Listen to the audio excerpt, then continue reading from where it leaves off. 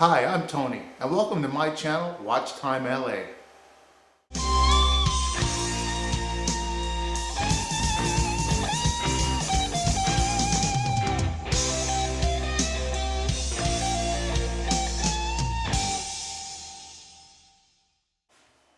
Hello folks, today we're going to be reviewing the Kronen and Sohne model KS241 automatic watch.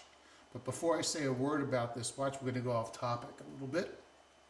I'm an avid motorcyclist. I've owned Harley Davidsons, BMWs, Hondas, Suzukis, and so forth. And I find that after getting into the watch world, it's very similar as far as enthusiasts. You find people who are very loyal, for lack of a better word, to specific brands in specific countries. The Harley guys I used to drive around with mocked the Japanese bikes. The guys who rode the Japanese bikes mocked the Harley guys. And it's kind of similar in the watch world. I'm not going to call them watch snobs, more like watch elitists. And one of the things that they tend to do is mock anything that is not in a particular category that they like to fit in, whether it's price, country of origin, style, or manufacturer. And I find that that goes across all hobbies, and this one is certainly no different. The reason I'm saying that is because this particular watch that you're looking at is made all in China.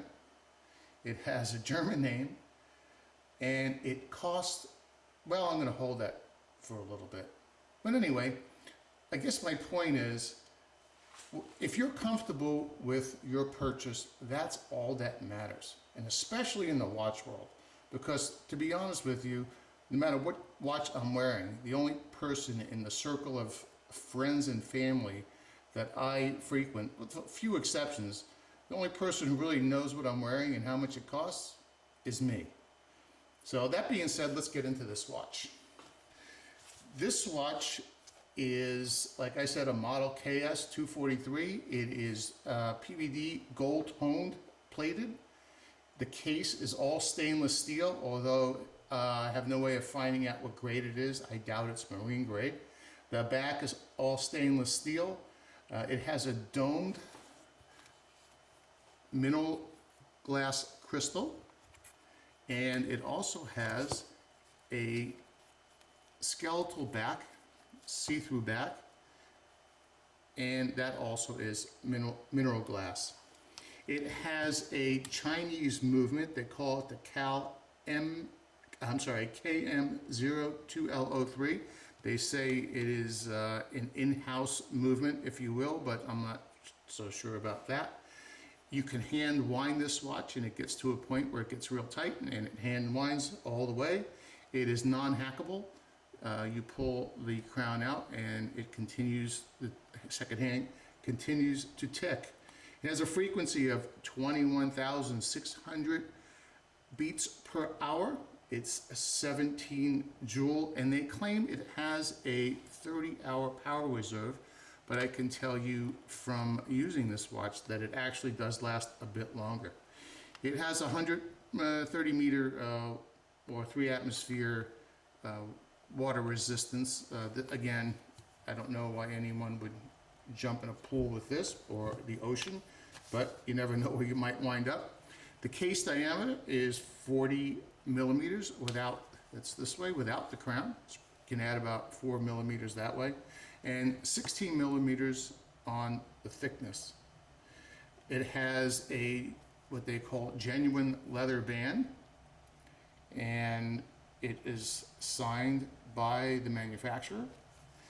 They say this is a stainless steel buckle. I'm sorry about that. And let's see if we can get that in. It's the buckle, and it is not, it's not signed. However, the crown on this particular watch is signed. It's more like etched. I don't, it's not really a raised feature. It's just kind of etched in there. And if you look at it closely, it looks like it just scratched off the plating. But anyway, here's your basic view. Now, for a Chinese watch, it has some fair amount of detail in here for a 17 jewel Chinese watch. If you look at the plate, I don't really know it's a decal. It looks like they etched it in there or engraved it in there somehow. And of course these are mass produced. But if you look at the quality of the watch, I honestly, the Roman numerals, the sunburst dial, you can even see, if we get closer here, we can stay, you see the detail on the dial is pretty good. I've seen watches 20 times the price of this that don't have that much detail in the dials. Has no lume, it has a date. The date function is pretty good. You have very good detents for snapping it into the date wheel. You know how some watches you have to fiddle around with it to find it? This one is not like that.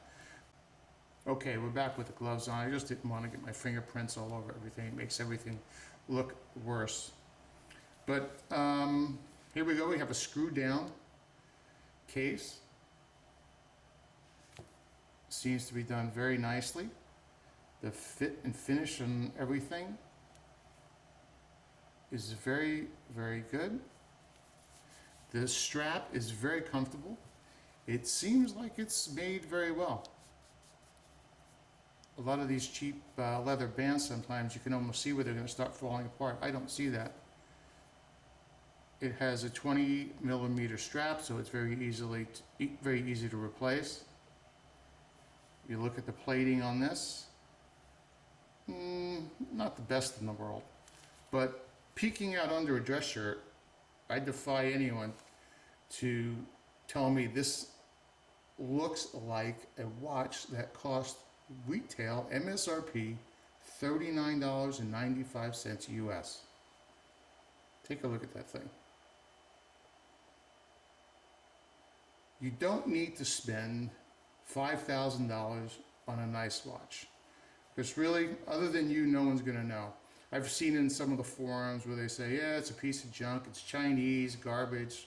Well, you know what? The Chinese make a lot of things, and oddly enough, almost everyone who posted those comments was posting it using a device that was made in part or in whole in China. Of course, everything's specified differently.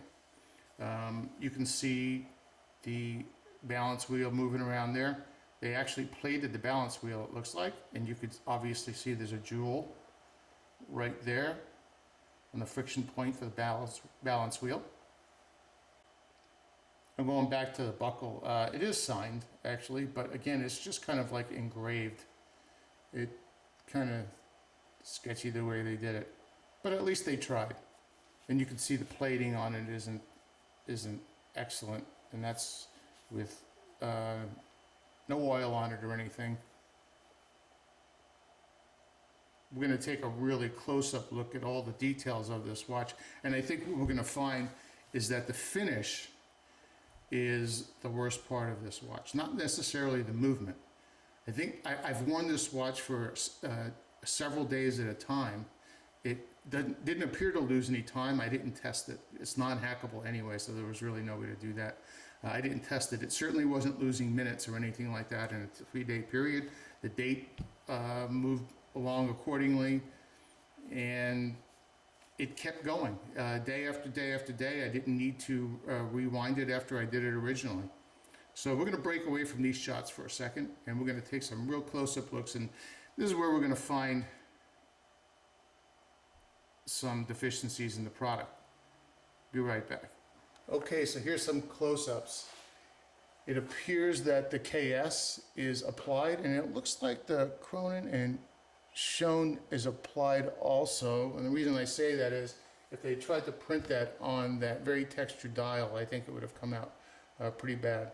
If you look up here, the smaller indices are actually applied, maybe not. Yeah, they're applied as well. And if you look at the major indices of the Roman numerals, they're also applied. I'm going to try and get a little bit more shine on there. Yeah, they are. And the outside chapter ring is also, looks like it's printed pretty well. Get another shot here. Yeah. I have an Orient that I reviewed the other day, and you can see a lot of bleeding in the painted on ring on the outside. This has virtually none. And the Orient costs 6-7 times what this watch costs. We'll look at how the date's on there. Now here's where we start seeing some real differences now. You'll see the date has a lot of bleed. It's pretty thick actually. Sometimes it's very flat. This has some 3-dimension to it, but it has a nice detail around here. Now you'll also notice that the plating on these indices and on the frame here, it's not so good. It doesn't look too good close up. Again, you could not see this with the naked eye. And you'll also see that same kind of poor finish and plating if you look on the hands. I'm going to try and get as crisp a view on that as I can. There we go. And you'll see that the plating on that is pretty poor. You can also see it up here. It's pretty poor. Let me come down. Yeah, well, kind of what you expect. The watch is $40, right? Let's move to the frame here, the case. So here's our case, and not terrible actually. You look inside the crevice here. Looks like more dust than anything else. Yeah, well, the plating's not so good there either. Finish on it's not so great. Let's look inside the watch. There's our balance wheel flying away. See if we can get a better shot in there. Here's the balance wheel. Here's your jewel. Crisp up on that. There's the jewel. Balance wheel moving.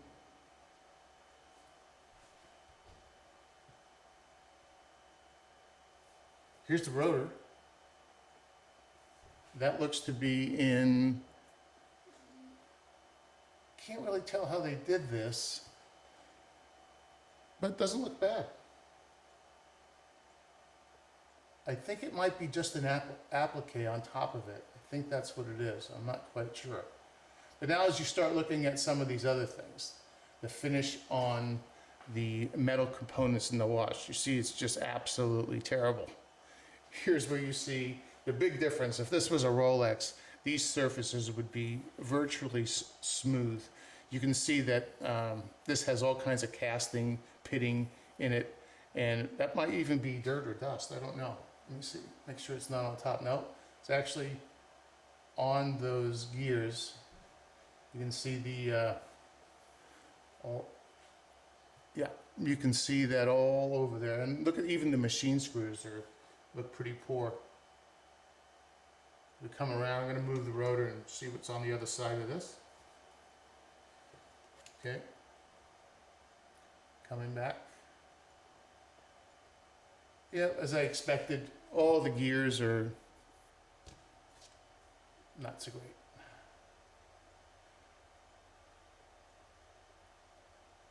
Okay, I'm going to switch back to our, there's a couple more jewels. We got 1, 2, 3 more jewels.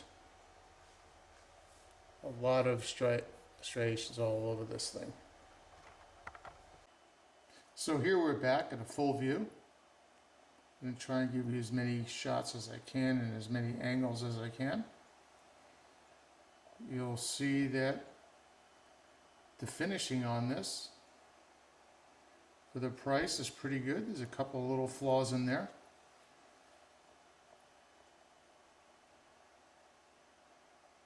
The plating seems to be pretty good all the way around. Like I said, there's a couple little pits, but I've seen that in many different watches. The stainless steel finishes are near perfect.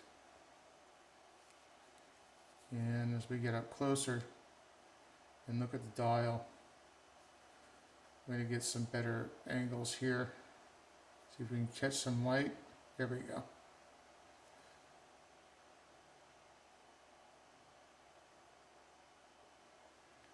Look, if you're looking for your first automatic watch, this wouldn't be a bad purchase. I found this watch because I was looking for a watch with a black band and a gold case and a white face. I typed that into Amazon and this was one of the ones that came up. I hadn't heard of it before. I was looking for it to sell, the Lilac, but I tell you, I saw this thing and I go, wow, I got to give this a try, and I'm glad I did. There's a couple of other ones they have that are very attractive. I might buy one of those too. I'm not ashamed to wear this watch. A couple of people have pointed out, wow, that's a nice watch. One or two asked how much it was, and I wasn't afraid to tell them it was $39.95.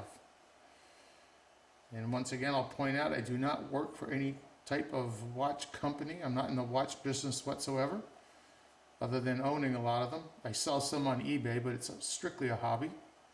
But if you're looking for your first automatic watch, you don't want to spend a lot of money, don't be afraid to buy this one. Be a good investment, even if it's just to dip your feet in the water, as they say. Until next time, hope you enjoyed my video.